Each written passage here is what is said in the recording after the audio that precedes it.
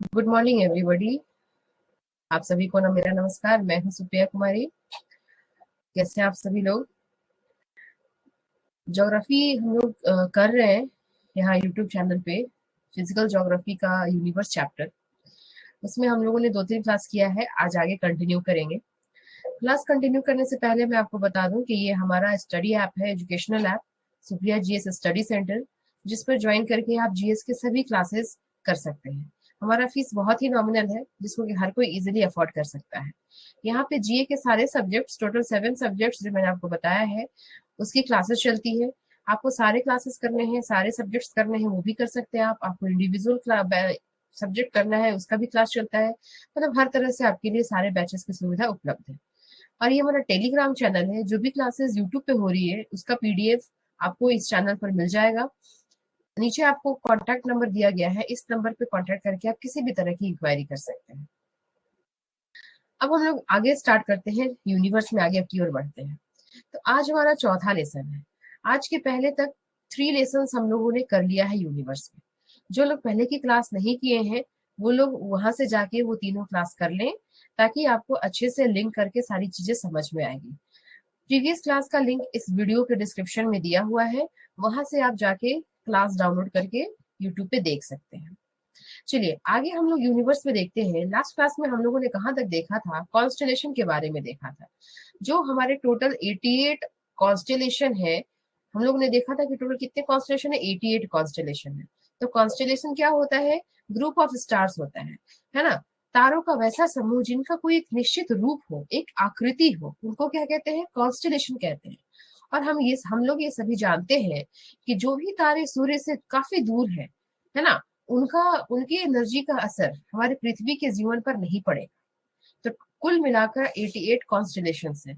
लेकिन ये सभी कॉन्स्टेलेशन के बारे में हमको नहीं पढ़ना है ना? हमारे exam of point of view से सभी इंपॉर्टेंट नहीं है, क्योंकि जो कॉन्स्टेलेशन काफी दूर है, उनका असर हमारे पृथ्वी पर नहीं पड़ना है, हमारी पृथ्वी की लाइफ पर नहीं पड़ेगा। तो फार कॉन्स्टेलेशन में 5 हम लोग देख लिए थे लास्ट क्लास में। अब हम लोग नियर कॉन्स्टेलेशन की बात करते हैं। तो देखिए, ये है हमारी पृथ्वी, ये है सूर्य, है ना? मिल्की वे गैलेक्सी जो है, उसका जो मिडल रोटेटिंग आर्म है, घूर्णनशील भुजा, उस पर सूर्य है। और सूर्य के चारों तरफ पृथ्वी परिक्रमा कर रही है। तो सूर्य मिल्की वे गैलेक्सी है। तो गैलेक्सी में सिर्फ सूर्य एक तारा तो नहीं है, सूर्य जैसे कई तारे हैं। तो ये हमारा सन है, और ये सन के चारों तरफ और भी तारे हैं। ये आपको जो भी दिख रहे हैं ना, ये ऐसे ऐसे बॉक्स में, ये सब तारे हैं, तारों का समूह है, जिनको कि नक्षत्र और राशि कहा जाता है। और ये है हमारी पृथ्वी। तो पृथ्वी जब सूर्य के चारों तरफ चक्कर लगाएगी, तो एक चक्कर कितने डिग्री में लगाएगी? कितने डिग्री में पूरा होगा? 360 डिग्री में एक चक्कर पूरा होगा सूर्य के चारों तरफ। तो हम लोग ये देखेंगे कि सूर्य के चारों तरफ जब एक चक्कर 360 डिग्री में पूरा होगा, तो पृथ्वी को ये चारों तरफ, सूर्य के चारों तरफ जो पृथ्वी घूम रही है, तो 360 डिग्री का एंगल बना रही है। और हम ये देख रहे हैं कि राशि कितना होता है? 12 होता है। राशि में क्या होता है? ग्रुप ऑफ स्टार होता है। टोटल 12 राशियां हैं। तो देखिए, 360 को अगर आप 12 से डिवाइड करेंगे तो 30 आएगा। यानी कि पृथ्वी हर एक राशि में 30 दिन तक रहेगी, या 1 महीना तक रहेगी। इस तरह से राशि कितने हो गए? 12 हो गए। क्योंकि पृथ्वी सूर्य के चारों तरफ चक्कर लगाने में कितने महीने का समय लेती है? 12 महीना। और हर एक महीना में एक राशि में रहेगी, या फिर 30 दिन में रहे, 30 दिन के लिए रहेगी। ठीक है? जैसे हमारा राशि है ना, मेष हुआ, या फिर आपका जो भी है मीन है ना, तुला है। तो इस तरह से ये सब राशियां हैं। ये सब जैसे मेष या सिंह, तुला, तो शेप है ना एक पर्टिकुलर ऑब्जेक्ट का। तो ये क्या है? तारों का समूह है, जिन जो कि सूर्य से पास में है। तो उनका असर हमारे पृथ्वी के जीवन पर भी पड़ेगा। तो याद ये रखना है कि कुल 12 राशियां, और पृथ्वी हर राशि में 1 महीना रहती है, या फिर 30 दिन रहती है।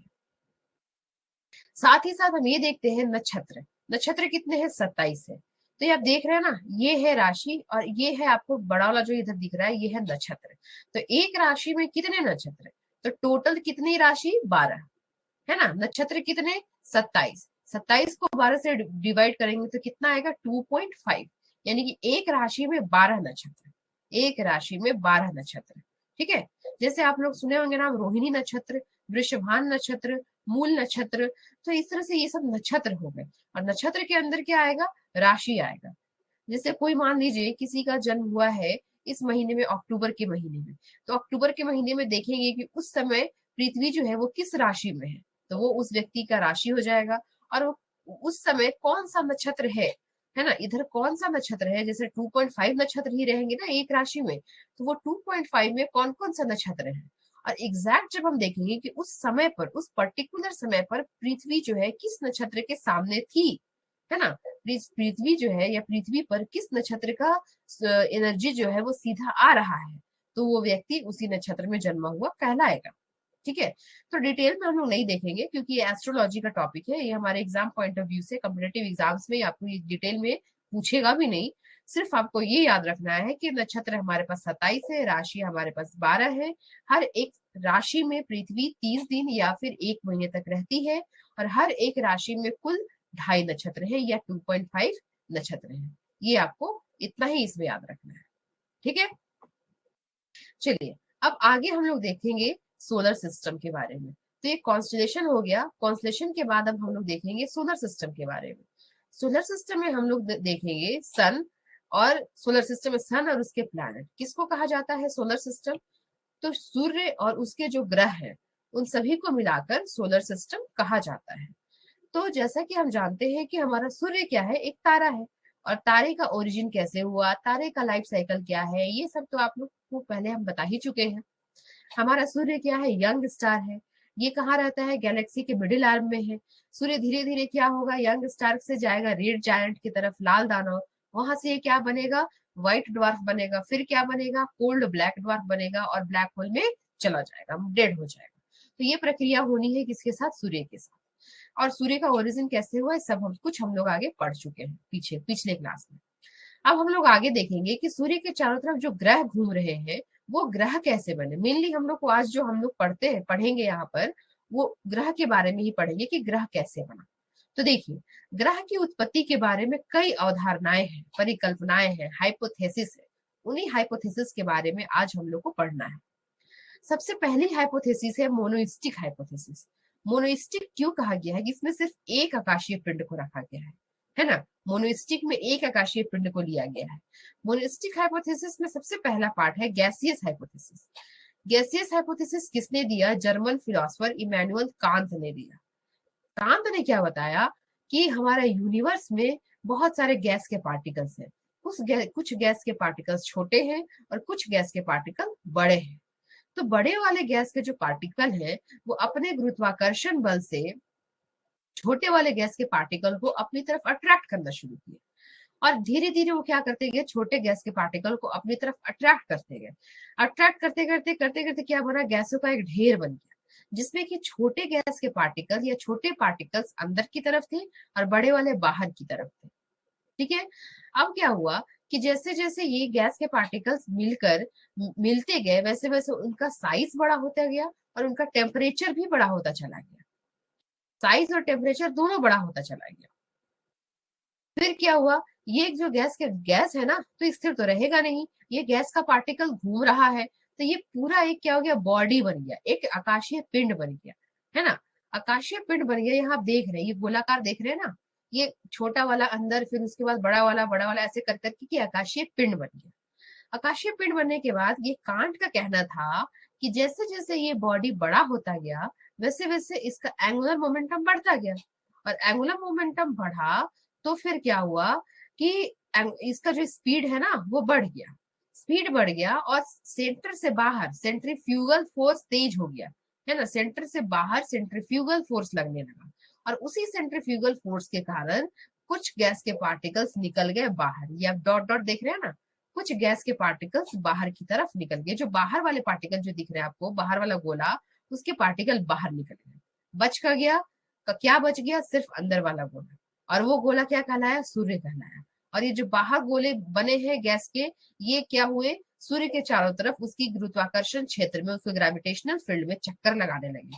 और इसको क्या कांट ने क्या कहा कि ये सभी ग्रह है। इस तरह से कांट का कहना था कि ग्रह जो है वो किससे बना है, सूर्य से ही बना है, सूर्य का ही पार्ट है, सूर्य से ही बना है। तो यदि कांट का ये हाइपोथेसिस सही रहता तो ग्रह की संरचना और सूर्य की संरचना सेम होती। लेकिन क्या ये सेम है, नहीं है। सूर्य किससे बना है, हाइड्रोजन और हीलियम से बना है, लेकिन ग्रह ग्रह पर हाइड्रोजन और हीलियम के अलावे भी कई गैसेस होते हैं। तो ये हाइपोथेसिस सही नहीं है। कांट का कहना कि सभी जो ग्रह हैं वो सूर्य से बने हैं, ये गलत है। ये इसका क्रिटिसिज्म हो गया। पहला क्रिटिसिज्म तो इसका ये हुआ। दूसरा आलोचना, पहली आलोचना ये हुई। दूसरी आलोचना क्या हुई? क्यों? हम जानते हैं कि कोई भी बॉडी जब बड़ा होगा ना, तो बड़ा होगा तो उसका स्पीड कम होगा, एंगुलर स्पीड कम होगा। और स्पीड कम होगा तो सेंटर के बाहर जो फोर्स लगता है, सेंट्रीफ्यूगल फोर्स, वो नहीं लगेगा, वो कम लगेगा। लेकिन कांट का कहना था कि एंगुलर मोमेंटम बढ़ गया और सेंट्रीफ्यूगल फोर्स भी बढ़ गया, और ये जो पार्टिकल है वो बाहर निकल गया, जबकि ऐसा पॉसिबल ही नहीं है। तो इस तरह से इनकी हाइपोथेसिस की आलोचना होगी। ठीक है, चलिए अब दूसरा हाइपोथेसिस हम लोग देखते हैं, नेब्यूलर हाइपोथेसिस। नेब्यूलर हाइपोथेसिस किसने दिया? लाप्लास ने दिया। अंतर क्या है? जो आपका अभी हम लोग इसके पहले देखे कांट का हाइपोथेसिस, गैसियस हाइपोथेसिस, उसमें उसने क्या लिया कि गैसों को लिया और गैसों को इकट्ठा करके आकाशीय पिंड बनाया। लाप्लास ने क्या बोला कि ऑलरेडी बना हुआ गोला है, गैसों से बना हुआ ऑलरेडी गोला है, यह नेबुला है। और ये नेबुला क्या है? गैसों का गोला है, और ये क्या है? गर्म है ना, ये गर्म है। और ये इसके बाहरी परत जो है धीरे धीरे ठंडा होगा। जब ये बाहरी परत ठंडा होगा और अंदर वाली परत तो गर्म है, तो ये ठंडा वाला जो बाहरी वाला परत है वो अंदर वाले पे व्यवस्थित नहीं हो पाएगा, और यहाँ से छिटक के बाहर चला जाएगा इस तरह। ये एक फिलामेंट देख रहे हैं, ये फिलामेंट में ये सब गैस के पार्टिकल से बाहर वाले, और यही जो गैस के पार्टिकल्स है इस पे तो व्यवस्थित नहीं हो पाए, इससे बाहर निकल गए फिलामेंट के रूप में। और यही क्या हुए, इस जो नेबुला है इसके गुरुत्वाकर्षण क्षेत्र में चक्कर लगाना शुरू कर दिए। यानी कि ग्रह जो है वो सूर्य के चारों तरफ क्या करने लगा? चक्कर लगाने लगा। तो इनका भी हाइपोथेसिस लाप्लास का भी तो लगभग उन्हीं के जैसा है। इन्होंने भी तो वही बात बताया कि जो ग्रह है वो किससे बने हैं? वो बना है सूर्य से। और ये जो नेबुला है ना, उसको उसने क्या कहा? लाप्लास ने सूर्य कहा। तो इनका भी तो वही कहना है कि ग्रह सूर्य से बना। तो इनका भी वही आलोचना होगा कि जब सूर्य से बना तो इनकी संरचना सेम क्यों नहीं है। पहली आलोचना तो इनकी ये हो गई। दूसरी आलोचना इनकी क्या हुई कि लोगों ने कहा कि अच्छा ठीक है, मान लेते हैं लाप्लास जी, आपकी बात सही है, ये जो ग्रह है इनसे बने हैं, मान लेते हैं। चलिए, नेबुला ठंडा हुआ, बाहर निकल गया गैस, ये भी मान लेते हैं। लेकिन क्या नेबुला एक बार ग्रह बनने के बाद फिर से ठंडा नहीं हुआ क्या? क्या एक ही बार ठंडा होके रह गया? उसका टेम्परेचर अभी तक उतना ही है। फिर तो वो ठंडा हुआ होगा, और भी तो ग्रह बना होगा। सिर्फ नवग्रह की ही बात आप क्यों कह रहे हैं? आगे इसके बारे में क्यों नहीं बता रहे हैं? तो इस पर लाप्लास कुछ नहीं बोल पाए, चुप। तो उनका क्रिटिसिज्म हो गया, उनके हाइपोथेसिस की ड्रॉबैक होगी। तो ये दो आपका हाइपोथेसिस आया मोनोइस्टिक हाइपोथेसिस में, जिसमें कि इन लोगों ने एक आकाशीय पिंड को लेकर बनाया, अपना हाइपोथेसिस दिया। अब हम लोग देखते हैं डुअलिस्टिक हाइपोथेसिस। डुअलिस्टिक हाइपोथेसिस में दो आकाशीय पिंड को लिया जाएगा। इसमें देखिए, डुअलिस्टिक हाइपोथेसिस में सबसे पहले है आपका प्लैनेटेसिमल हाइपोथेसिस, ग्रहाणु परिकल्पना। ये किसने दिया? टीसी चैम्बरलिन ने दिया। टीसी चैम्बरलिन ने दिया। अब इसने क्या बोला? इसने क्या लिया? एक ऑलरेडी बना हुआ रेडीमेड सन लिया, है ना, इसने बना बनाया हुआ सन लिया कि सन पहले से है, और एक साथ में ले लिया सन का साथी तारा, कि सन के बगल में एक और साथी तारा है। उसने क्या बताया कि साथी तारे का जो साइज बहुत बड़ा है, यहाँ छोटा लग रहा है, पर वो बताया कि ये साइज बहुत बड़ा है। जब ये साथ, और ये सन से क्या निकलता है? सोलर फ्लेयर्स, है ना, सोलर फ्लेयर्स निकलते हैं, मतलब कि सौर्य ज्वाला इस तरह से निकलते रहती है। इसने क्या कहा कि जब ये कंपेनियन स्टार सूर्य के पास आया तो ये अपने गुरुत्वाकर्षण बल के कारण, ये जो सोलर फ्लेयर्स है ना, इस सोलर फ्लेयर्स में से, इसके गुरुत्वाकर्षण बल के कारण सोलर सोलर फ्लेयर्स में से गैसेस बाहर निकल गए। और ये जो कंपेनियन स्टार है वो धीरे धीरे फिर अपने ऑर्बिट पर आगे बढ़ गया, और ये जो निकल के बाहर आए थे गैस के पार्टिकल्स, ये अब क्या हो गए? अब तो ये वापस भी नहीं जा पाए, है ना, और इसके साथ भी नहीं जा पाए। क्यों? क्योंकि ये इन लोगों को छोड़ के आगे निकल गया। अब ये क्या करेंगे? अब ये बेचारे इसके चक्कर लगाने लगे, है ना, इनको कोई ऑप्शन नहीं मिला कि अब हम कहाँ जाए, ना तो अंदर जा सकते हैं ना वो अपने साथ ले गया। तो ये क्या करने लगे? चक्कर लगाने लगे सूर्य की। ठीक है, और यही क्या कहना है? ग्रह कहना है। अब इनका क्रिटिसिज्म सुनिए क्या है।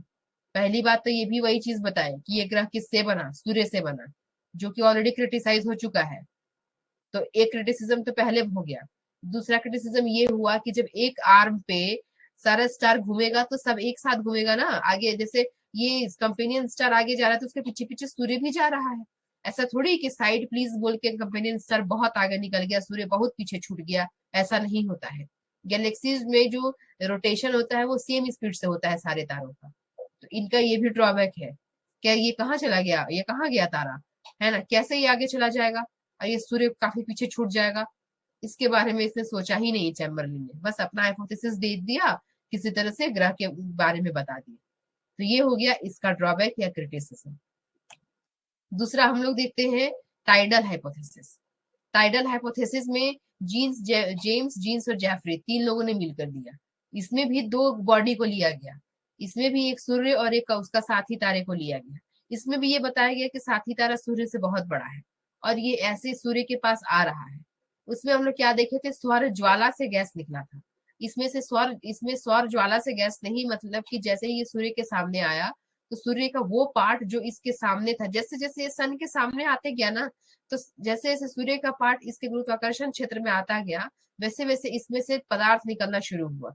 छोटा निकला, फिर जैसे जैसे और सामने आया और बड़ा सा पदार्थ निकला, और सामने आया और पदार्थ निकला।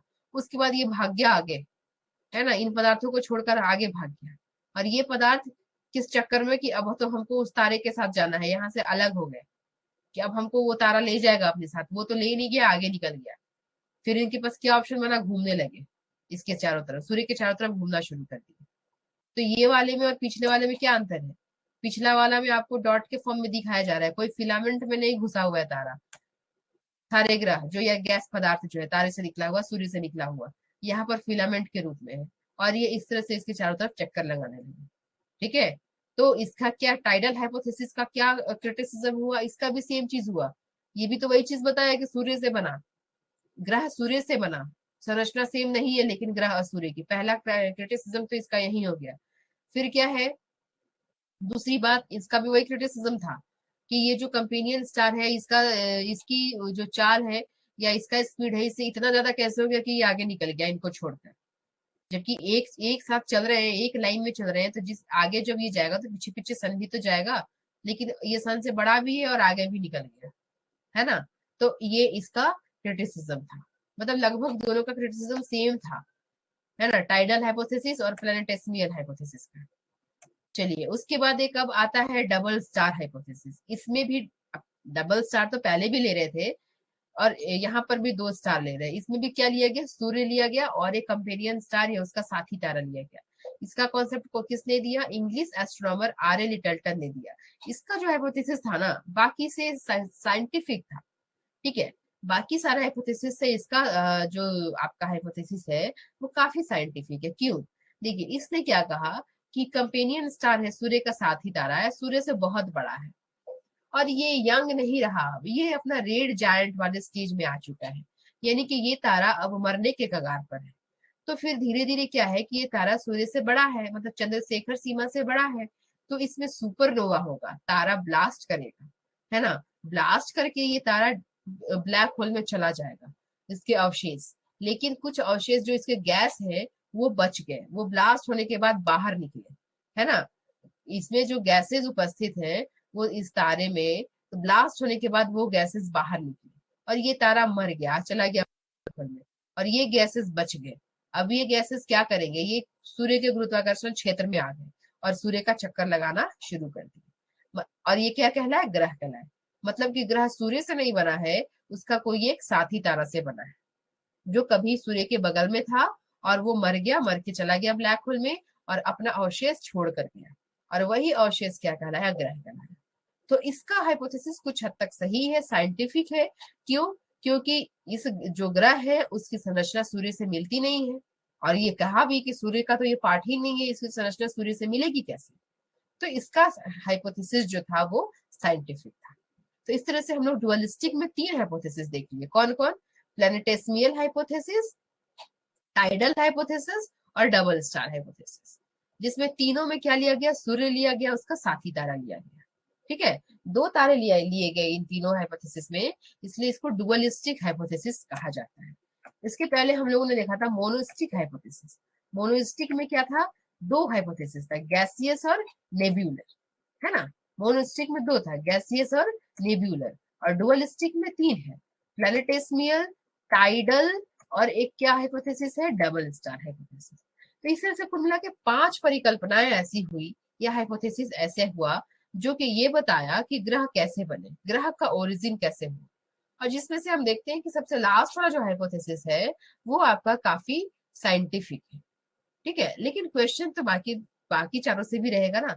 तो ये बहुत शॉर्ट में मैंने आपको समझाने का कोशिश किया है कि कैसे ओरिजिन हुआ हमारे ग्रह का, ताकि आपको ज्यादा लोड ना हो और इजीली समझ में आ जाए। स्टोरी की तरह आप इसको सोचिए, है ना। एक दो बार आप रीड करेंगे स्टोरी की तरह, समझ में आ जाएगा। ठीक है, वीडियो एक दो बार और देखेंगे, कॉन्सेप्ट क्लियर हो जाएगा और कुछ कोई भी क्वेश्चन आएगा फिर आपसे छूटेगा नहीं। तो आज बस इतना ही रखते हैं, है ना। फिर नेक्स्ट क्लास में हम लोग इसके आगे देखेंगे सोलर सिस्टम के बारे में। तो यहाँ तक हम लोगों ने आज देख लिया यूनिवर्स में। अब मैं आपको एक बात फिर से बता दूं, जैसा कि मैंने वीडियो के शुरुआत में भी बताया था कि आपको इस तरह से जीएस की सभी क्लासेस करनी है। यहाँ तो यूट्यूब पे क्या चल रहा है, ज्योग्राफी चल रहा है, ज्योग्राफी का एक टॉपिक चल रहा है। लेकिन जीएस आपका एक टॉपिक से कंप्लीट नहीं होगा किसी भी एग्जाम के लिए। ये तो आपका एक टॉपिक कंप्लीट हो रहा है यहाँ पर, बाकी तो डिटेल में पढ़नी ही पड़ेगी बाकी सारे सब्जेक्ट्स। तो अगर आप चाहते हैं सारे सब्जेक्ट्स की डिटेल में तैयारी करनी है अच्छे से, तो आप ये एजुकेशनल ऐप पर आइए, इसके डैशबोर्ड पर जाइए और इस यहाँ पर सारे बैचेस बने हुए हैं, वहां पे आप जाकर एडमिशन ले सकते हैं और सारा कोर्स डिटेल में पढ़ सकते हैं। ओके, उम्मीद करते हैं आप लोगों को आज का क्लास अच्छे से समझ में आया होगा। Thank you very much, have a nice day.